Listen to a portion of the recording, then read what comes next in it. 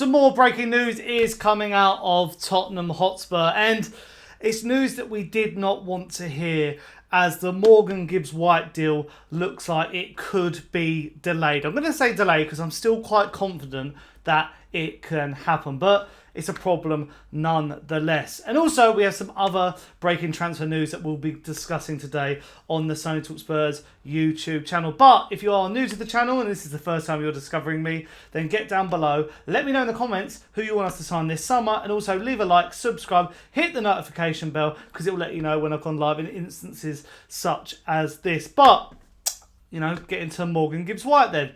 And I was on TalkSport on Saturday, made my debut. If you haven't seen it, go back and watch it. I'll link it above my head right now. I was quite confident that the Morgan Gibbs-White deal would still happen. Obviously, Thursday last week, we had the news that it was a go-ahead. In an hour, we had gone from being rumoured and him signing, and it all seemed like we got the here we go from Fabrizio Romano, and it all seemed good. Then the news broke on Friday that there was a legal issue and Nottingham Forest were not too happy with Tottenham Hotspur and their current dealings. But there's been another piece of breaking news from the one and only Ben Jacobs, who has basically poured some water on the current standing when it comes to Morgan Gibbs-White. I, as I said, have been confident that the deal could still happen, but he's just said that Nottingham Forest are offering a new deal to Morgan Gibbs-White to prevent a move to Tottenham. Morgan Gibbs-White has his heart set on a move to Tottenham. More clarity on whether this move will go ahead or not will be revealed late next week.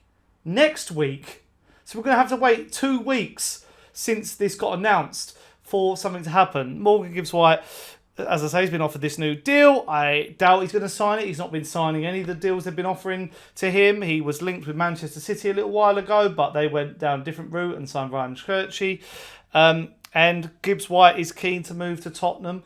That's been mentioned. He turned up to training because he's a good lad and he's carried on. He even turned up to training wearing blue and white. So Morgan Gibbs-White, Lily White. So, you know, look into that what you will. But he's not going to throw his toys out the pram.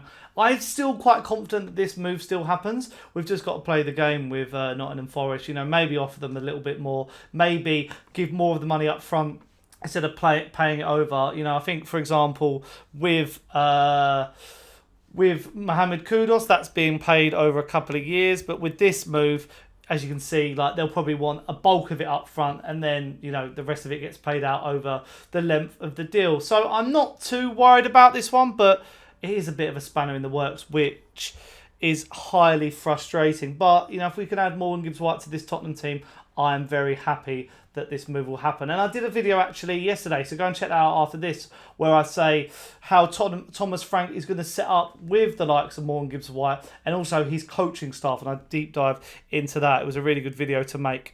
Then some other breaking news then, and these are from different sources, but, you know, interesting that these players are being linked. From Sebastian Vidal, he said Tottenham is set to hold talks for Liverpool midfielder Harvey Elliott as the Gibbs-White deal slows down. Elliott is open to leaving in search of regular game time. Newcastle Brighton also showing interest. Now, what do I make of Harvey Elliott? Now, I think he's a good player. He was really strong for the England under-21s in their Euro glory. You know, he's a very versatile player, which I think Thomas Frank would like. He can play on the wing, through the middle. I feel like he is a good option. He's not probably going to get as much game time at Liverpool as he wants. You know, Jurgen Klopp sort of was keen to get him in more, but he doesn't look like he's going to be involved in Arne Slot's plans, especially with the signing of Florian Wirtz, and, you know, depending on what Liverpool do in the striking department as well, and Ekatike or Alexander Isak, I can't imagine him staying around. I'd take him as another option alongside Morgan Gibbs-White. Ideally, I'd still want Morgan Gibbs-White and then maybe Harvey Elliott to come in as well. But for this to happen, this deal, I think we need to shift some players out first. Richarlison's been linked with a move to Brazil. The future of Son is still up in the air. So we'll see about that one. But, you know, a good player nonetheless. And I think he'd be, you know, I'd be keen to get him. But a player that I'm not keen on signing, Alejandro Garnacho. Now, Chris Wheeler from the Daily Mail reporting this. Tottenham monitoring Alejandro Garnacho's situation at Manchester United along with Villa, Chelsea, Atletico Madrid and Napoli. Now, I think on paper, Alejandro Garnacho is a good player. I think there's a lot of promise there, but I feel like, you know, you see the players that go through Manchester United, they do go on to better things, but the list of players they're getting rid of, Sancho, Anthony, and Garnacho, I just feel like it's not giving me that buzz from, say, Morgan Gibbs-White or Harvey Elliott or Mohammed Kudus. I feel like with Mohammed Kudus, for example, we knew there was a good player there. He was just in a team that was not clicking at the moment. Whereas Manchester United is its whole different kettle of fish, isn't it? It's a crazy club with just unbelievable expectations. And Garnacho, he showed promise. I mean, he's still only 20 years old, can you believe it? But I think like the Ronaldo comparisons, his attitude, I just don't like the idea of this one. I feel like, Villa would make sense, I feel. Villa looking to maybe, replace some of their wingers, and I can see that. Chelsea, I don't see why they need him, or even a move for him to Napoli or Atletico Madrid to get out of that English limelight, I think would be perfect. But I just don't like the idea of him coming to Tottenham. I don't think we need any more wingers, really. I just don't see how he fits the bill. But, yeah, as I say, I think putting all my eggs, I'd be as Spurs in the Morgan Gibbs-White basket. It's just, I said it on TalkSport on Saturday. I just don't know how, one, it can be proven that we've tapped him up, if anything. It happens all the time with players and managers. I feel like Daniel Levy would just not do it in this sort of way. I just think Marinakis is just a bit of a sour puss and he's throwing his toys out the pram.